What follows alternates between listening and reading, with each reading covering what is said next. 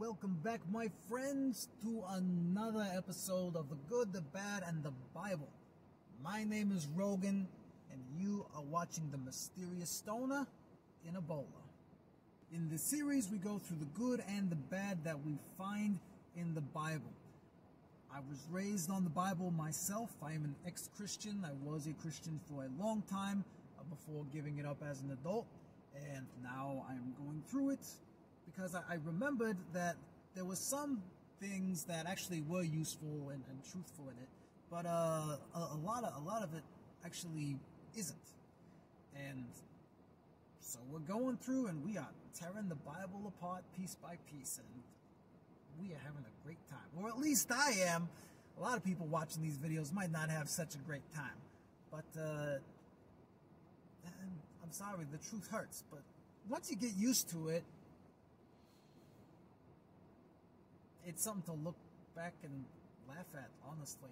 Some of the ridiculous things that I believed. But today, have I got a couple stories for you. We are in Exodus chapter 17, and we're going to talk, well, the first one is actually a little bit more popular story.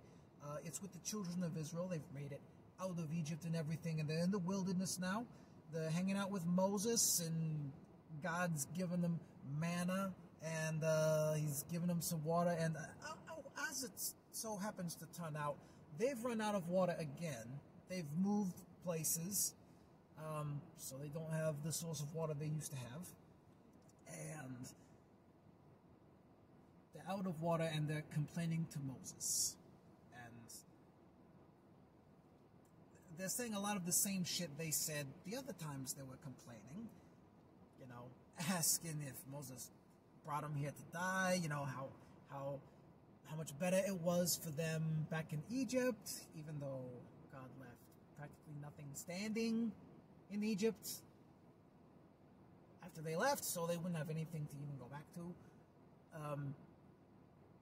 And so Moses goes to God, and he's like, God, I don't know what to do with these people. They keep complaining, and, you know, I can't give water to them.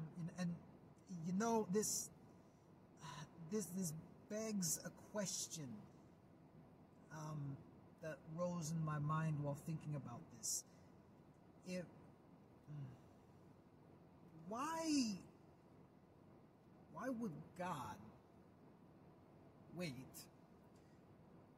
until the Israelites run out of water and let them come running to him before giving it to them if he knew they would need it?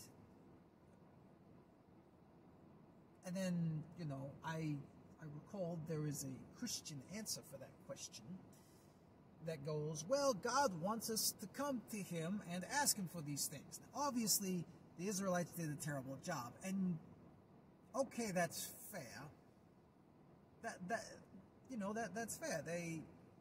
They've been bitching over and over again on these different occasions, and they don't learn to ask nicely on their own. But to be honest, nowhere does God tell the children of Israel how to ask him for water. I mean, yeah, they're acting like ungrateful children, so to speak. They're not doing great in this relationship with God. I mean, God's not doing all that great either, because he's not keeping up with their needs. They have to keep coming to him, and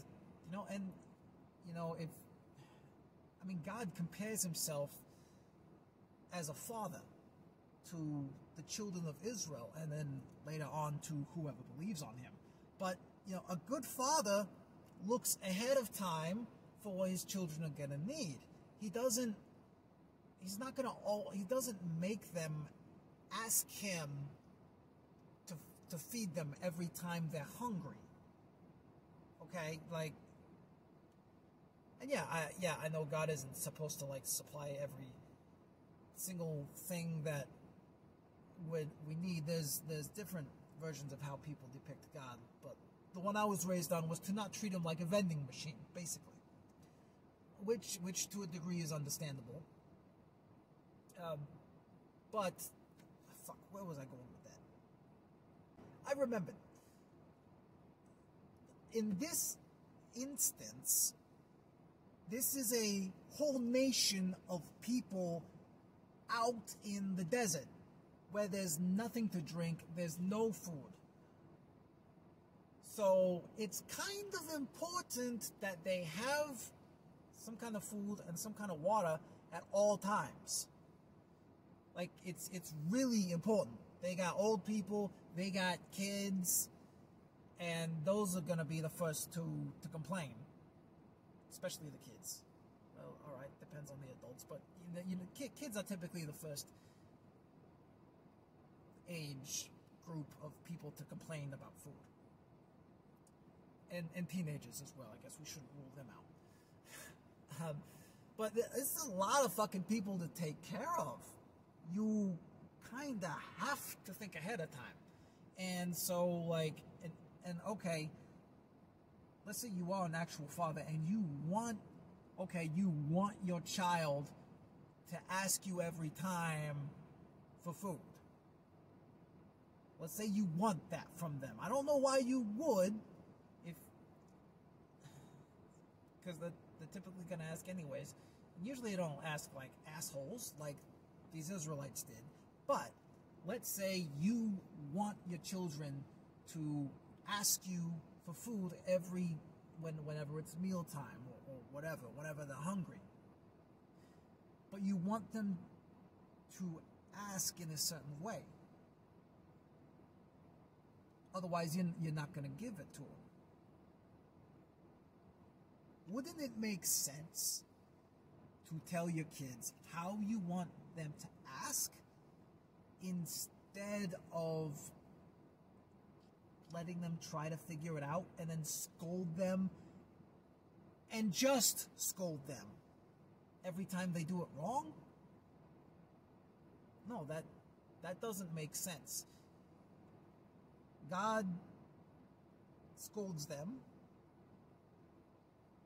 but he still gives them what they want. And he tells Moses to hit this big rock with his staff, and which Moses does, and then water comes out, and the water feeds everyone. Sorry, quenches everyone's thirst. Feeds them in a liquid fashion, I guess you could say.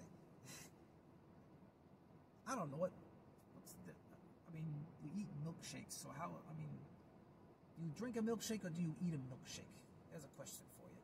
But my point being, like, why couldn't you say you eat water just because you can't chew it? You can chew ice. You can eat ice.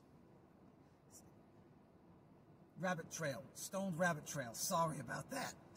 Stoned thoughts and shit. I'm having too much of a good time here.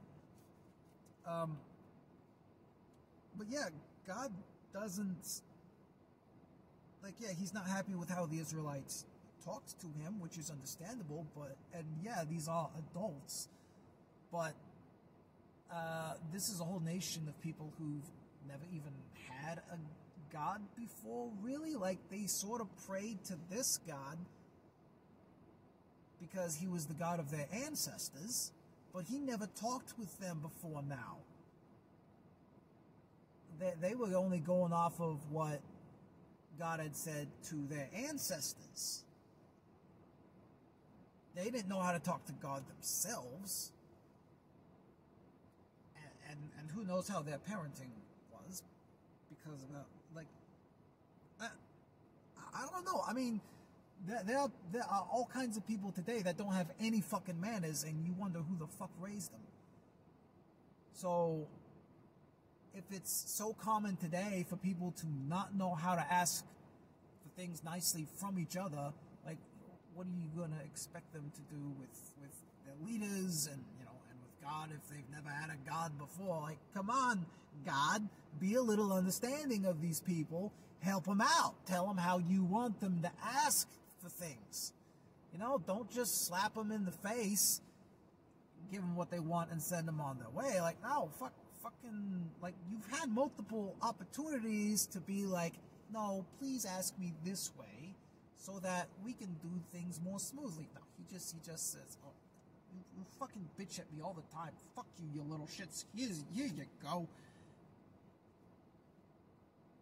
You're out on the Sabbath. Get back in your fucking tent. He's an asshole. Sorry, but he acts like one. If he was a human and you met this guy, you wouldn't like him. I wouldn't fucking like him. And then right after this story, we get some action. We get a battle. And no one knows why. As in, no one alive today knows why. Israel probably knew why. God probably knew why. Moses probably knew why. The people that they fought with very likely knew why they were fighting. But no preacher knows.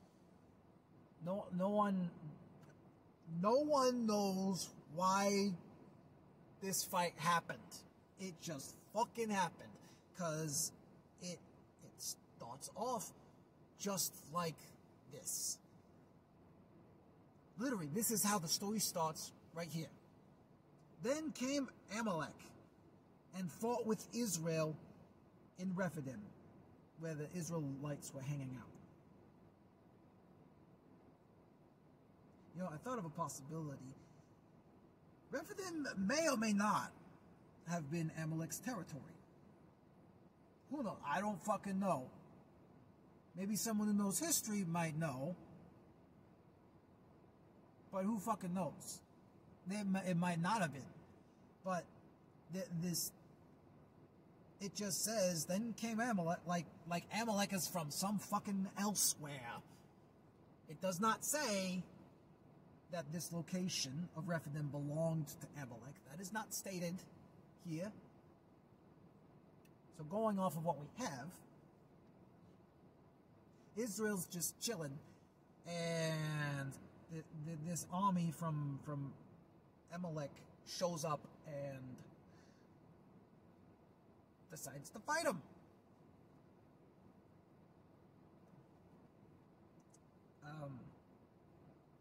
If anyone did anything wrong to start this, it does not say. It doesn't say if, like, it's presumed that Amalek started it because they show up.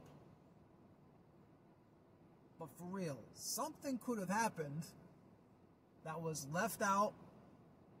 Moses could have fucked up. The Israelites, they could have just been trespassing on this dangerous turf.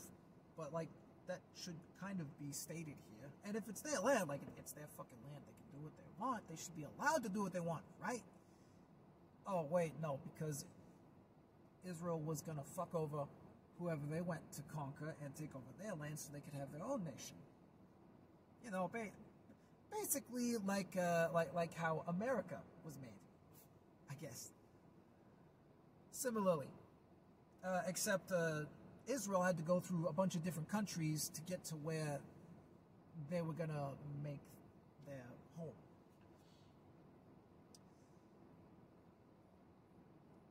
So I don't know if Amalek was in their way or not, but then came Amalek and fought with Israel in Rephidim. So it begins, and Moses says to Joshua to pick out the men to go fight, because Joshua is apparently some kind of a general, and Moses says, pick the best guys to go fight. And I'm going to go stand on top of that mountain up there with, says, the rod of God in my hand. Okay. It's just a regular rod, but that happened to be used for the tricks that may or may not have happened back in Egypt, but whatever. And so, the day of the battle, because apparently this was predetermined. They didn't just show up and start fighting. They apparently, I don't know if like scouts informed them that Amalek was coming so they had time to prepare, or if Amalek showed up and was like, hey, let's you and us fight. We'll give you some time to figure out your warriors, get your shit together, and then we'll duke it out. Or, like, I don't fucking know what the setup is here. Like, I'm as lost as you are. Because that's all the information that's being given to us. Is just these fucking scraps of a story. But, well, it's mentioned here because of a juicy little detail that I'm about to get to. So Moses goes up to this mountain overlooking the battlefield, or wherever the fuck the fighting. Could be in a valley or whatever, I don't know. But they're fighting, and it says, it came to pass when Moses held up his hand that Israel prevailed. It means Israel was winning the fight. And when Moses let down his hands, Amalek started winning. Of course, Moses is an old guy. And Moses' hands get kind of heavy. You can't hold them up all day. And it says, and they put a stone under him to sit. And his brother Aaron and another guy that was there, they held his hands up for the entirety of the battle. And it says, his hands were steady until the going down of the sun. So I don't know if this started at the beginning of the day or the middle of the day, but I mean, even if it was for an hour, that's a long time, and your arms are gonna get really fucking numb and shit. Like, that can't be good for your arms to hold them up that long. All the blood is gonna drain out. Shit, maybe a doctor or a nurse or someone in the comments can tell us, would that end up requiring you to like get your arm amputated if you did that long enough? Like, you hold your hand up long enough and all the blood drains out. If you do it for like, let's say 8 hours. Let's say this battle was a work day's worth, and he somehow managed to hold his arms up for 8 hours. What would that do? Out of curiosity, would that really fuck his arm up permanently? Or like, would he have to amputate it? I'm no doctor, I don't fucking know. But that is how they won the day. Which is honestly, a really weird way to win a battle. It's like it doesn't say that Moses was praying. It's assumed by Christians. Anyways, I don't know what the Hebrew version would say. But I mean, this is assumed to be taken from it, even though I'm reading from the King James version. It's supposedly not the most accurate, but it's what I was raised on, so that's what I use. And it's probably one of the most popular. Maybe aside from the ESV. But yeah, that is how they won the day.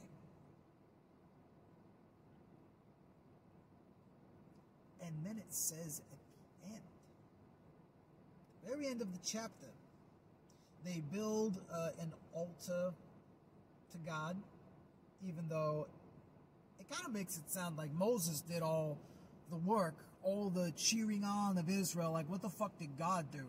Moses had to hold his hands up, and that's it for Israel to win. I don't fucking get it. Like, why couldn't God just do his magic without Moses having to hold up his hands? He's not powerful enough. He needs to have a cheerleader. Like, was Moses cheering God on to make Israel win? Is that what was going on?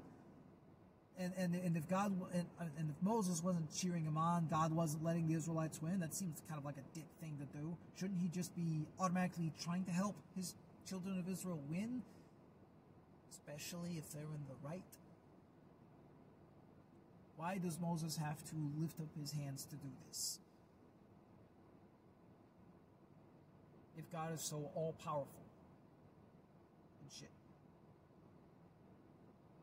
Why does he need a cheerleader?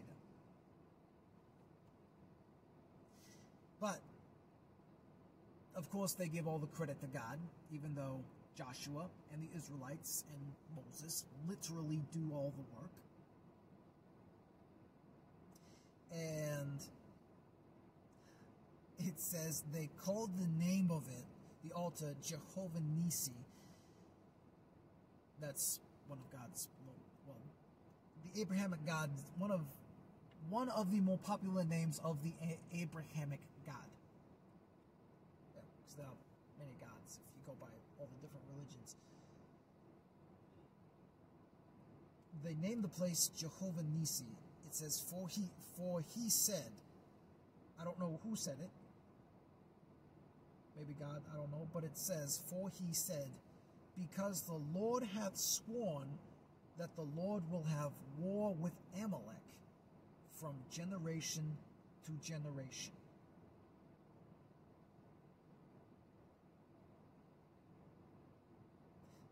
So now this begs another question.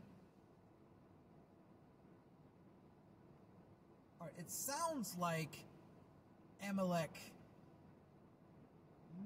might be in the wrong in this battle. Of course, that's how God always wants it to be. Even when his people lie and steal, God is being manipulative and shit. God watches their backs for some weird ass reason. He doesn't punish them for it, but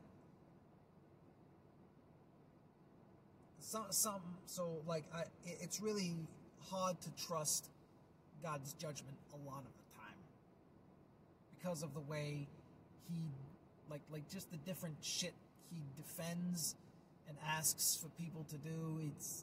He's not a good individual of character if he were a human being. So let's just say, for the fuck of it, that Jehovah is right in being angry with Amalek. That Amalek really did do something wrong here. I'm getting ahead of myself. Let's say Amalek did do something wrong here. God is in the right. My question is, what the fuck did Amalek do to piss God off so much that it's gonna last for more than just this generation of military that came to fuck with Israel? Generation to generation, I don't know if that's endless or if that's just 2 generations.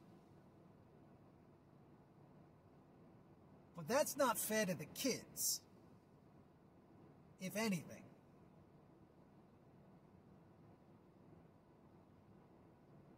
And even if it was, what the fuck did they do? What the fuck did they do so that we could know what not to do, so we don't have God treat us the same way he treats Amalek? Amalek pissed off God, apparently, and God's like, fuck you forever. Or just you and your grandchildren. Or, well, you and your children, whatever. You get the idea, like, fuck you and your children.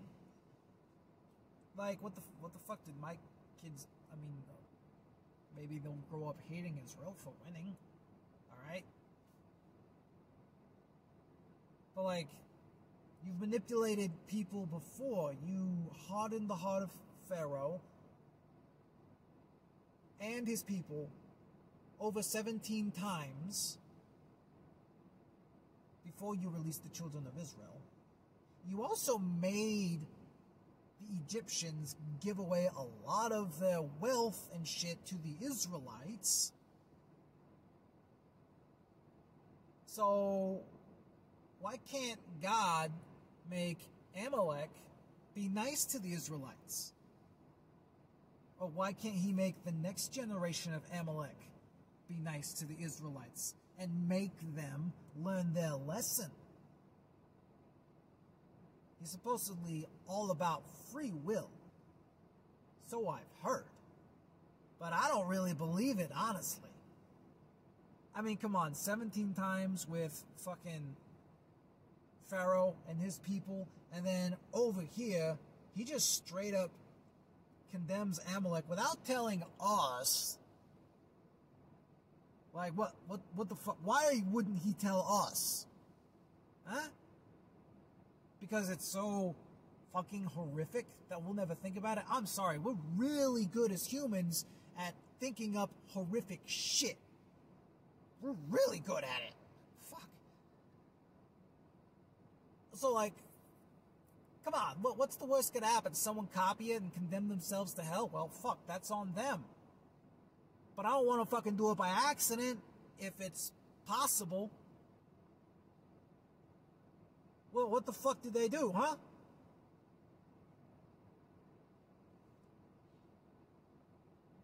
I mean, God condemns, like, God condemns Amalek without telling us what the fuck they did. And, like, does Amalek have a choice about this? Like, did God harden the Amalek's heart, the hearts of Amalek, to come and fight with Israel? Like, did God do this just for fun? And then he's like, oh, I'm just gonna fuck these guys over in hell forever. See, that's another thing you gotta think about. God didn't just force these people to die. I don't know if he forced Amalek to die, but I mean, he says, I will have war with Amalek from generation to generation. He's basically saying, you're all going to fucking hell. At least 2 generations worth of people he is already condemned to hell, and he doesn't say why.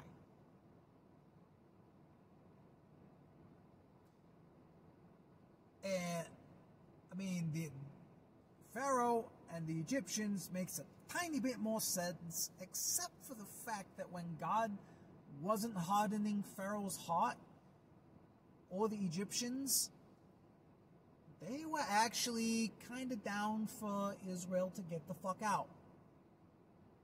Maybe not as eagerly as God wanted them to be, but then God hardened their hearts to make sure that Israel didn't leave any sooner than God wanted them to, because God really had to show off by killing a bunch of people and livestock and crops and sending plagues, and he just had to fucking show off all over Egypt. He was so fucking full of himself, it's ridiculous. But when he did that, he condemned, everyone he killed there, everyone whose heart he hardened, and they died under that influence of his, or even just afterwards, because he lets go of his influence of the Egyptian army after they are already stuck in the Red Sea with the walls of water around them, and they fucking shit their pants right then, and they're like, oh shit, what the fuck have we been doing? We gotta get the fuck out of here. But before they can leave, God's like, oh, well, now that I've allowed you to shit your pants, I'm gonna fucking drown you all and let the water fucking just end you.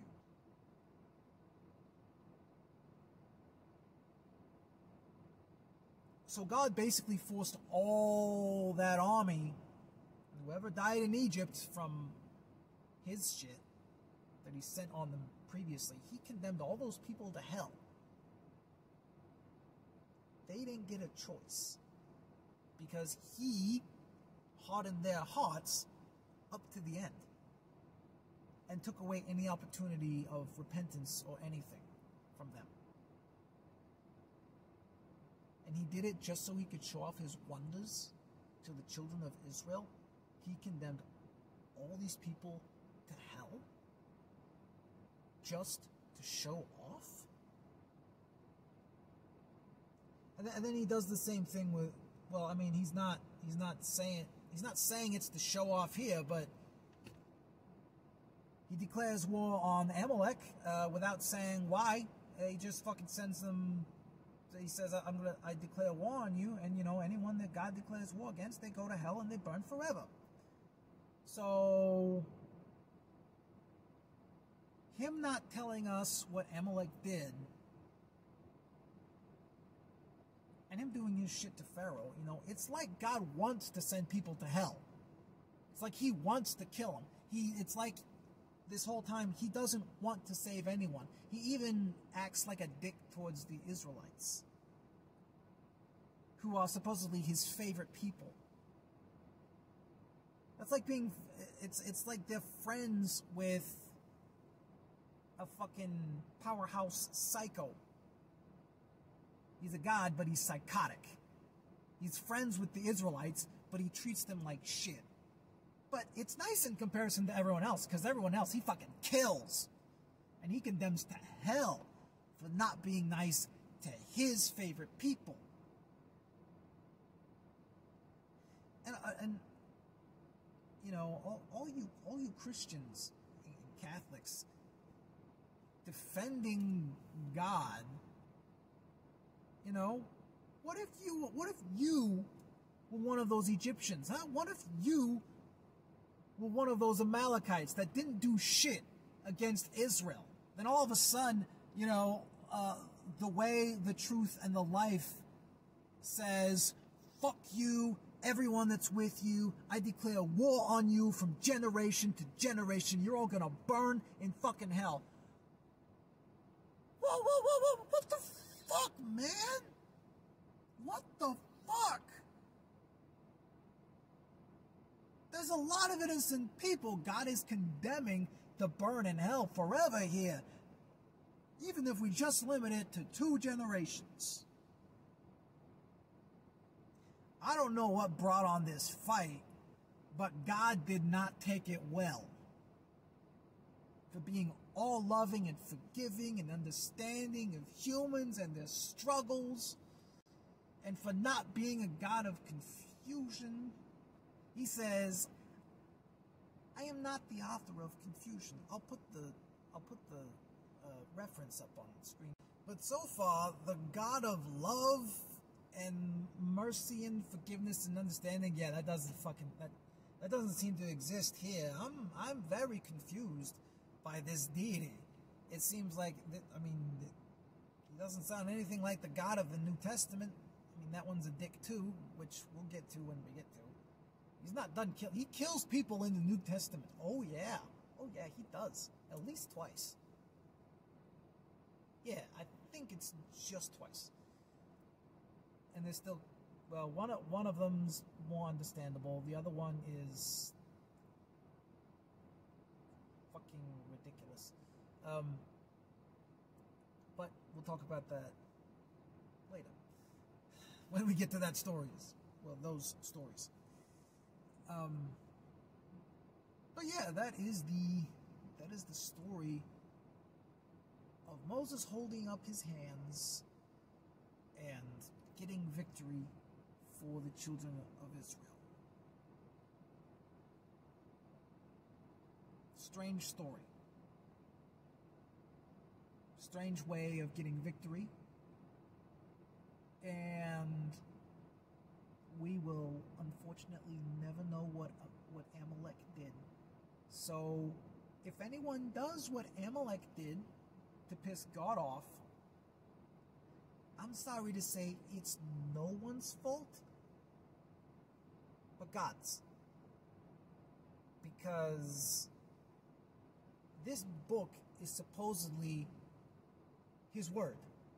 His infallible, his complete word that we need to get through life, supposedly. So, if you fuck up and you do what Amalek did, it's because God forgot to tell some fucking human to do his fucking job. Well, and to put it in here, but you know what? That is what God gets for relying on humans to put his shit together. Sounds like either he's a very, very incapable god who tends to make some stupid decisions, chiefly of which being depending on humans, or humans came up with this shit.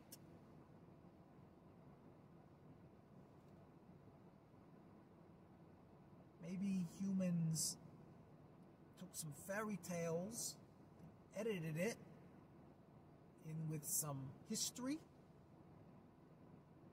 turned it into something that it shouldn't have been.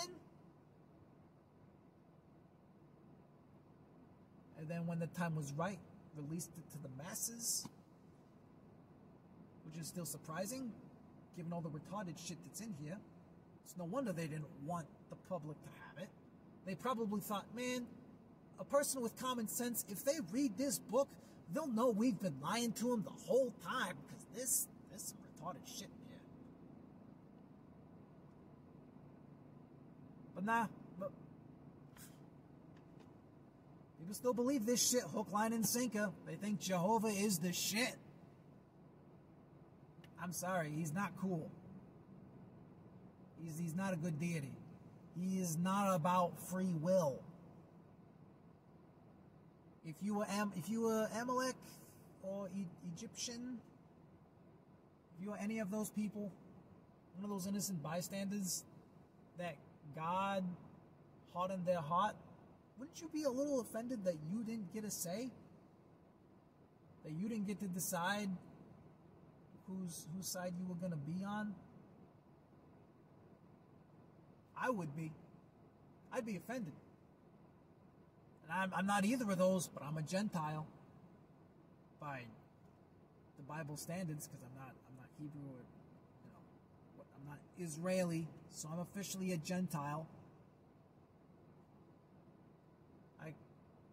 Which means God could easily harden my heart and, declare war on me from generation to generation without me having to do shit to earn his wrath. Imagine if God was, well, let's say, okay, humans are based off of him, right? Right? Okay, so imagine God as a human being when you read this. Imagine him like he is supposed to be the perfect example and the perfect God. So imagine him acting this way as a human being right next to you as you live your life. And imagine him coming back and telling you, hey, guess what I did to so-and-so? Guess what I did to the Egyptians? Like, I brainwashed all these people. I turned them into my fucking puppets. Yeah, I can fucking do that. Makes you wonder if God would ever turn you into a puppet. Or if you might be the innocent bystander that happens to be in a nation that God says fuck you to all of for a generation or two, and decides to condemn all of to hell without you even knowing. Boy, that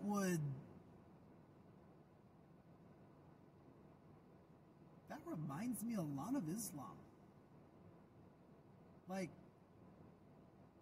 a lot of, because I mean, no offense against humans, the humans who believe it, but there are some people who say, America is like the big Satan and shit, and it's like, I'm sorry, I'm not trying to be an asshole to anyone over here. I'm not the big Satan. I mean, if Satan is knowledge and truth and trying to make the world a better place, fuck yeah, I am Satan. Call me whatever the fuck you want. I'm trying to make the world a better place. But, it's just kind of a fucking dick move to say, hey, all you people in this country, fuck you. And like, I'm declaring war on you for a long-ass fucking time. Like, why? And you don't even say it. You don't even say it in the Bible. It's important enough for God to state that he is going to have war on these people from generation to generation, but it's somehow also not important enough to say what they fucking did. Just fuck them all to hell, is what God said. Doesn't matter what they did. God said it. Fuck them all to hell, so they're gonna all fucking burn. What if that was you?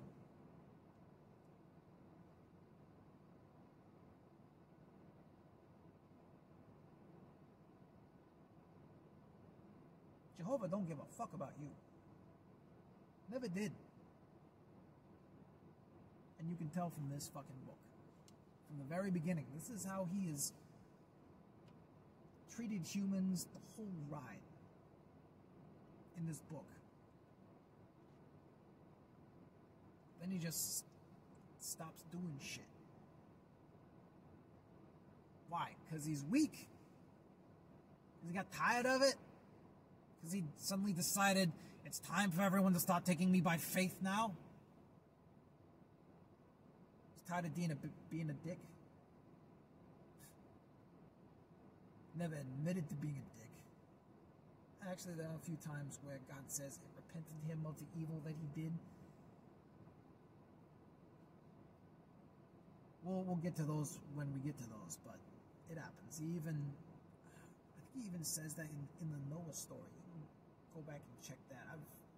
I've done the whole Bible up to this point, and I'm gonna do as much of the good and the bad in it as there is of the whole thing. Doesn't necessarily mean we're going to go through every chapter, but there is a lot more to cover. There will be good stuff. We've come across, like, what, one good thing so far? That was back with Joseph, because he knew how to act like a good guy. And so, of course, because he knew how to, manage his shit, because he didn't cheat on Potiphar, the universe was good to him. Of course, it says God was good to him, but, whatever. Joseph was an honorable, decent, human, honest being. Apparently. He was the nicest person in the whole Bible up to that point, and even now, he is still the nicest person in the Bible that we have come across. And naturally, he's gonna get it good. He should.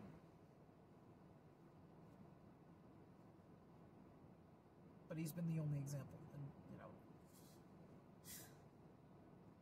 everything else has been bad. It's been bad for God. It's been bad for his people. Like, seriously.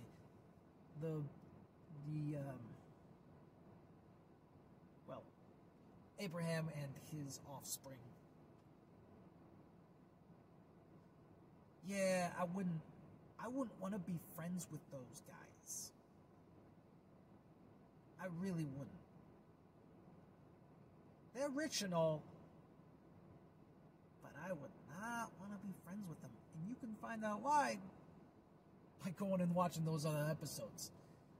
It's starting to get dark now, so apparently I've used up my daylight. So, well, I've had fun, and I hope you have too. I hope you have found this video educational, and I hope you will always think before you decide on what you choose to believe. You might have to go back and rethink everything you believe. I had to. Wasn't fun. But I'm still gathering new information and adding and changing according to what I find to be the truth.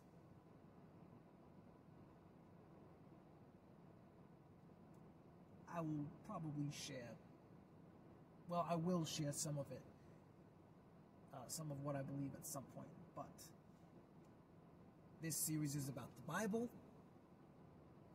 and about the Bible, it shall remain.